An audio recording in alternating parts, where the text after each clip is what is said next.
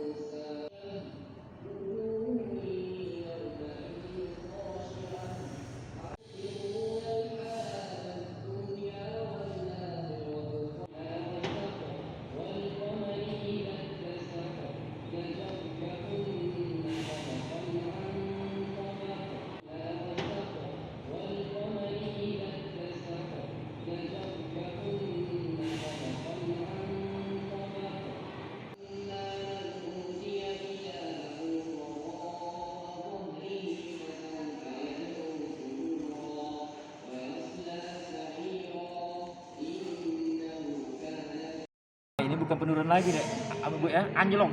Anjlok banget. Ya, anjlok betul. Kalau mungkin kunjung kita tuh ya kalau sekitar mungkin 10%-an lah dari awal itu ya. Anjlok betul. Kalau turun itu bukan kata-kata turun, anjlok.